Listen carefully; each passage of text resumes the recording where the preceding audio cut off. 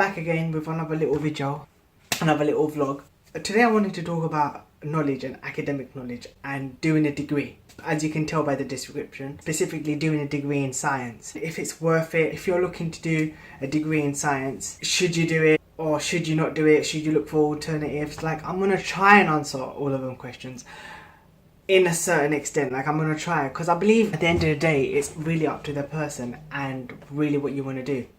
So obviously I studied a biomedical degree. I've graduated 2016, which was the end of last year. And if I keep looking down, I've got notes, so because I write all my stuff down. For a person to study science, you must have some sort of passion for science itself. Because having a degree, you're doing it for a long period of time, at least 3 years minimum, or 4 years. Like some biomedical degrees are 4 years, depending on if you do like a placement or a project. So it really depends on you as a person if you want to really do a science degree. Like, even with chemistry, biochemistry, biomedical science, they all go through like one sort of route.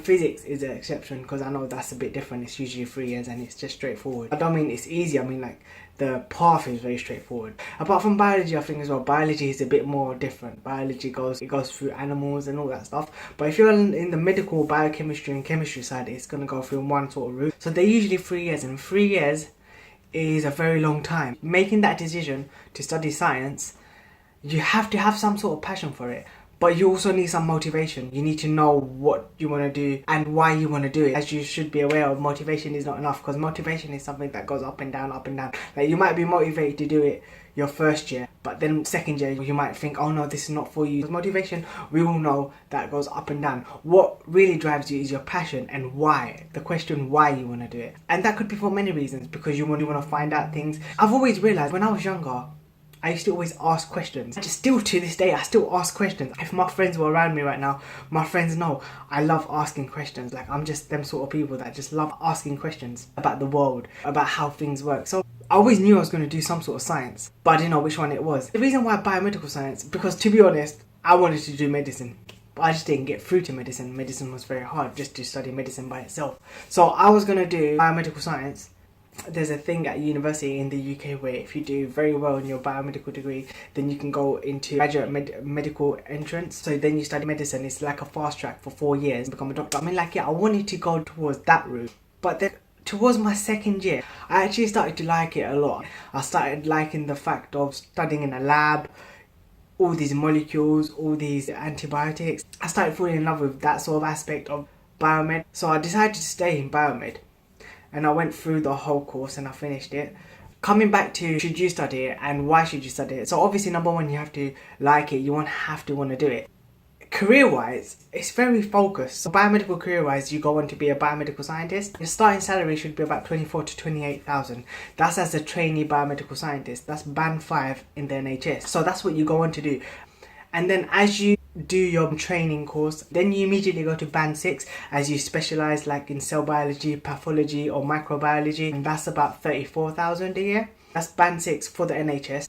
So you're not a trainee anymore, you're a specialised biomedical scientist in pathology, microbiology, haematology, in any of them fields. Then you can go on to becoming a senior biomedical scientist, and that will take probably a couple of years. It goes up to 47 to 48,000 a year, which, if you really think about it, isn't that bad, because at the end of the day, if you like it and if you love it, as a biomedical scientist, you're doing something that you love. I believe scientists, they do what they want to do because they love it. Really, they're not centered about money, and that's the thing I love about science. Einstein and Newton, I don't believe they did it for money. They had a certain passion for science. Like, if you look at the guy who found penicillin, what's his name? I forgot his name. Anyway, Watson and Crick, the DNA. They didn't do it strictly for the money. They did it because they had a passion behind it. They wanted to find things. And I'm not saying doing biomedical science, the only route you have is being a biomedical scientist. Other employers see biochemistry, biomedical science, chemistry, they see that as an analytical subject. I know so many science graduates that's gone into the finance world. Biomedical scientist is not the only route. But if you study biomed, I'm sure you want to go and be a biomedical scientist and you want to find out things. Or you could even do a postgrad and a PhD, maybe even win the Nobel Prize Award. I mean, who's to say? That's the highest you can go in science. And that's why I believe studying science can be beneficial. It did help me in so many ways. My biomedical course, it was a 3-year course. I had 6 modules each year. Year 1 chemistry for biosciences, molecular cell biology, and I had practical skills for biosciences. Each of them had phase 1 and phase 2. They were essentially 6 modules. Year 2 I had human physiology, molecular biology and human genetics, which was a very hard module. Oh my gosh, genetics. If anyone studies genetics, it was so hard.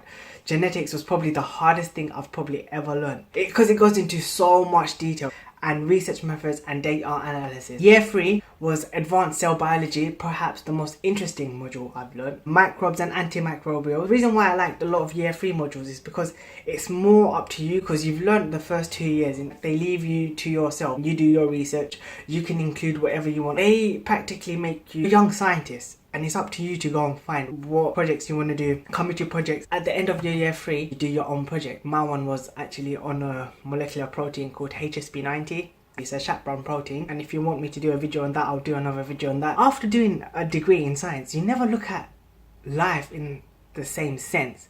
And I'm not over exaggerating when I say that, because every single day you know a lot more in life, your own body. If you were to go to a pharmacy and you look at the back and you see some of the things that you studied, I mean, if you have that sort of passion for science, then I believe 100% is the right way to go. If I were to rate, was my degree hard to easy on a scale of 1 to 10, I'm not them A-star students, so I struggled, but I did do well. I'll say about 8 to 7. It was hard, but it wasn't like not doable, because I believe anything can be doable. If you put the time and effort in, anything can be doable. So I believe if you really want to do a science degree, go for it. If you have a passion for it, go for it. If you're doing it for the money, I don't think that's the right way to go. If you're doing it for the money, you should go for something like finance. Stuff like on that side. You should be doing science for the passion, I believe. It's not very money orientated, but you can get money for it. Because what I said career-wise as a biomedical scientist, I was talking about working for the public sector, the NHS.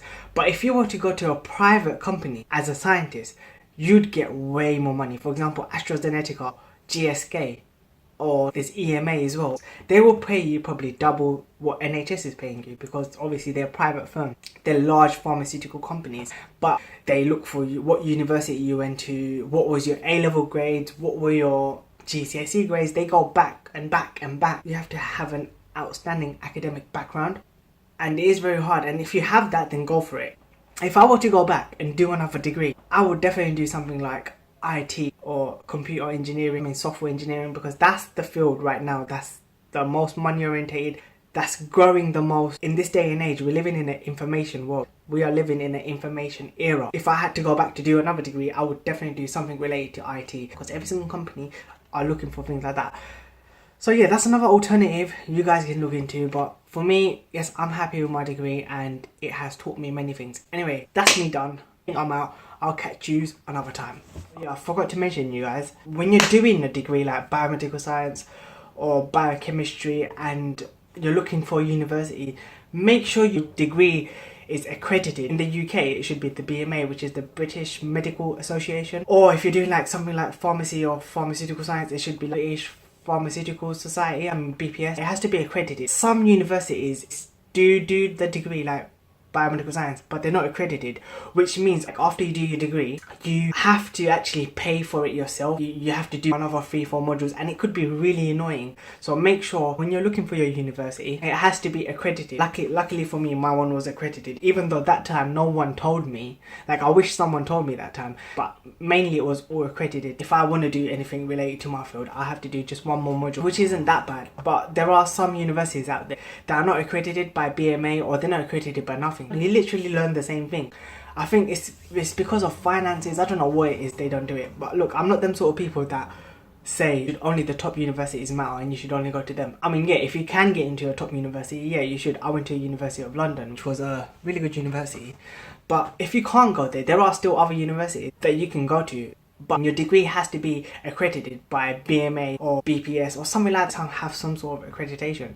So you know when you're going into your field, you don't have to do 4 or 5 extra modules or a whole project. So make sure you guys, you check, do your research, search around online, see what's the best for you, what is the best outcome. Even if it's not accredited, I'm not saying you shouldn't do it. I'm saying see after you do your degree what you should do, what you should prepare for. I just want to tell you about that as well, because that's a really important thing that you guys need to worry about. I wish like someone told me that when I started out. Anyway, I'm out.